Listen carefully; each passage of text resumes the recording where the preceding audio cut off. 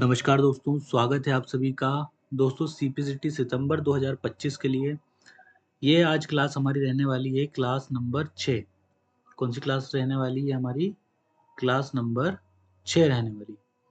ठीक है, तो इस क्लास में भी हम लोग क्या करेंगे रोज की तरह। हम्म रोज की तरह जो हम लोग क्वेश्चंस को सोल्व करते हैं उन्हीं क्वेश्चन को हम लोग यहाँ पे सोल्व करेंगे। ठीक है। हम्म है ना। और कितने क्वेश्चन हम लोग यहाँ पे सोल्व करेंगे? रोज की तरह ही 15 क्वेश्चन हम लोग यहाँ पे सोल्व करेंगे। तो बिना किसी देरी की क्लास को शुरू करते हैं। देखते हैं पहला जो क्वेश्चन है वो हमसे क्या कह रहा है। पहला क्वेश्चन क्या है हमारा? वर्चुअल मेमोरी का आकार निर्भर करता है। तो वर्चुअल मेमोरी का जो आकार होता है वो किस पर निर्भर करता है? एड्रेस लाइन पर, डेटाबेस पर, या फिर डिस्क स्पेस पर, या फिर ये सभी। तो वर्चुअल मेमोरी का जो आकार होता है वो निर्भर करता है किसके ऊपर? डिस्क के स्पेस पर। किस पर? डिस्क के स्पेस पर, है ना। राइट आंसर ये सा सरोते वाला डिस्क के स्पेस पर। ठीक है। आगे देखते हैं क्वेश्चन नंबर 2। जब पावर ऑफ या बंद कर दी जाती है तो यह मेमोरी अपने आप डेटा या कंटेंट खो देती है। कौन सी मेमोरी है जिसको आप यदि पावर बंद कर देते हो तो उसका जो डाटा है या कंटेंट है वो खो जाता है, कहीं पर चला जाता है, गुम हो जाता है हमेशा के लिए?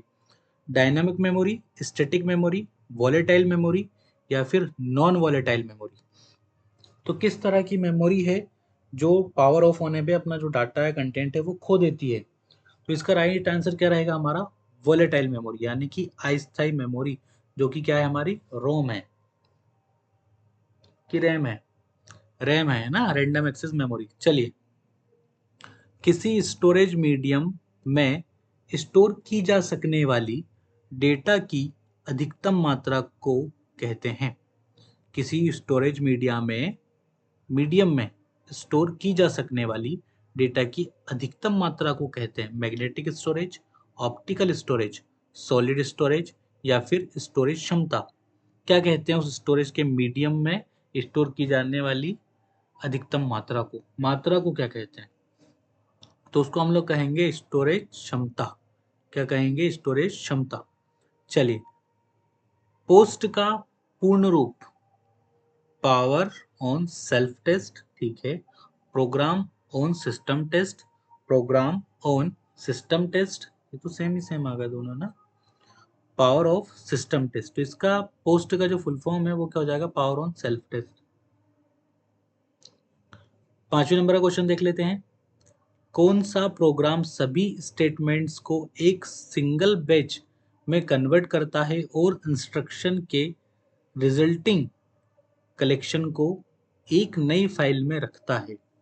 कंपाइलर, इंटरप्रेटर, कन्वर्टर, या फिर इंस्ट्रक्शन। कौन सा प्रोग्राम सभी स्टेटमेंट को एक सिंगल बैच में कन्वर्ट करता है और इंस्ट्रक्शन के रिजल्टिंग कलेक्शन को एक नई फाइल में रखता है? तो इसका जो राइट आंसर होगा पांच का हमारा वो क्या हो जाएगा? A, compiler is a right answer. Compiler क्या हो जाएगा? इसका राइट आंसर हो जाएगा। चलिए, 6 नंबर का क्वेश्चन देख लेते हैं। कंप्यूटर के संदर्भ में सॉफ्टवेयर का अर्थ है floppy disk, computer program, computer circuit, या फिर ह्यूमन ब्रेन। सॉफ्टवेयर का जो अर्थ है कंप्यूटर के संदर्भ वो हमारा क्या हो जाएगा? कंप्यूटर का प्रोग्राम हो जाएगा। सॉफ्टवेयर क्या है? कंप्यूटर का एक प्रोग्राम है। चलिए आगे देख लेते हैं। लिनक्स किस किस्म का सॉफ्टवेयर है? शेयरवेयर है, कमर्शियल है, प्रोप्राइटरी है, या फिर ओपन सोर्स है? तो हम सभी को पता है कि लिनक्स क्या है? एक ओपन सोर्स सॉफ्टवेयर है। क्या है? लिनक्स एक ओपन सोर्स सॉफ्टवेयर है। आठवें का देख लेते हैं। ओरेकल क्या है? एक प्राचलन तंत्र है, प्रचालन, प्रचलन होना चाहिए, प्रचालन तंत्र है, पेजमेकर सॉफ्टवेयर है, एक हार्डवेयर है, या फिर एक डेटाबेस सॉफ्टवेयर है? ओरेकल के बारे में आपको पता होना चाहिए कि ओरेकल क्या है? एक डेटाबेस सॉफ्टवेयर है। चले, दो नेटवर्क को आपस में जोड़ने वाला कंप्यूटर क्या कहलाता है? तो उसको हम लोग क्या कहेंगे? दो नेटवर्कों को आपस में जोड़ने वाला उसको हम लोग कहेंगे गेटवे। नाइन्थ का क्या हो जाएगा? सी। पर गेटवे जो होता है वो क्या होता है? दो विभिन्न प्रकार के नेटवर्कों को आपस में जोड़ता है। सेम नेटवर्कों को नहीं जोड़ता, दो अलग अलग नेटवर्कों को आपस में जोड़ता है। यहाँ पे तो अलग अलग नेटवर्क होना चाहिए था ना, तो गेटवे राइट आंसर होता। 10वें को देख लेते हैं। 10वें का क्या आएगा? स्वान का पूर्ण रूप है state wide area network, system wide area network, state wise area network, system wise area network. तो जो स्वान का पूर्ण रूप है वो हमारा क्या हो जाएगा? State wide area network. ये लेन मेन वेन जो है ना वाइड एरिया नेटवर्क वाले, वैसा ही है ये।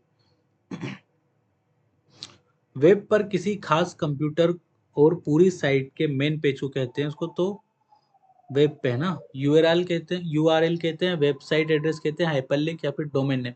वेब पर किसी खास कंप्यूटर और पूरी साइट के मेन पेज को पहचानता है। वेब किस की मदद से पहचानता है वो? तो 11 का जो राइट आंसर होगा वो किससे? यूआरएल से, यानी कि यूनिवर्सल रिसोर्स लोकेटर, यूआरएल से ना। डॉट डॉट डॉट एक कंप्यूटर है जो ऐसे इंटरनेट से जुड़ा होता है जो एक स्पेशल वेब सर्वर सॉफ्टवेयर चलाता है और इंटरनेट पर दूसरे कंप्यूटरों को वेब पेज भेज सकता है। कौन? Web client, web system, web page या फिर वेब सर्वर। तो 12 का जो राइट आंसर है वो हमारा क्या हो जाएगा? Web server. क्या हो जाएगा? Web server is the right answer. 13वें नंबर का क्वेश्चन देख लेते हैं। 13वें नंबर का क्वेश्चन हमसे क्या कह रहा है?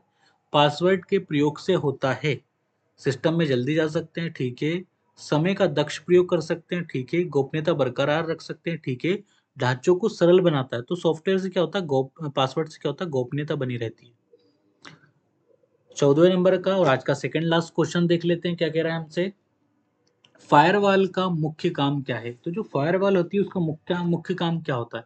मॉनिटरिंग करना होता है, डिलीटिंग करना होता है, कॉपिंग करना होता है या फिर मूविंग करना होता है? तो जो फायरवॉल है इसका जो मुख्य कार्य है, इसका मुख्य कार्य क्या हो जाएगा हमारा?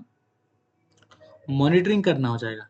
क्या हो जाएगा? इसका मुख्य कार्य हमारा मॉनिटरिंग करना हो जाएगा। चलिए, इसके साथ हम लोग हमारा आज का आखिरी क्वेश्चन देख लेते हैं। आखिरी क्वेश्चन जो है हमारा हमसे क्या कह रहा है? 15वें नंबर का क्वेश्चन।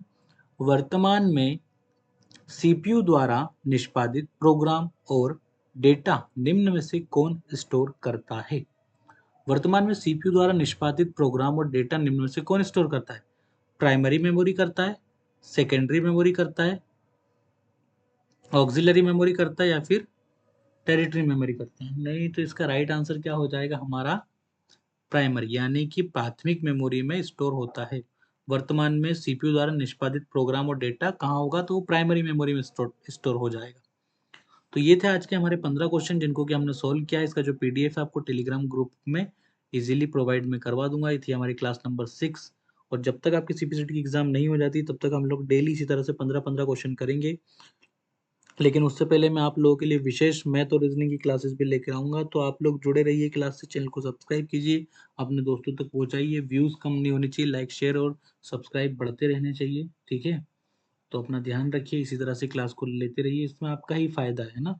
ज़्यादातर जो फायदा है वो आप ही का है। एक तो फ्री ऑफ कॉस्ट आपको इतने बढ़िया किस्म के क्वेश्चन यहाँ पे मिल रहे हैं, तो पढ़ते रहिए, पढ़ने में कोई बुराई नहीं है। अपना ध्यान रखिए, सुरक्षित रहिए। जय हिंद, वंदे मातरम।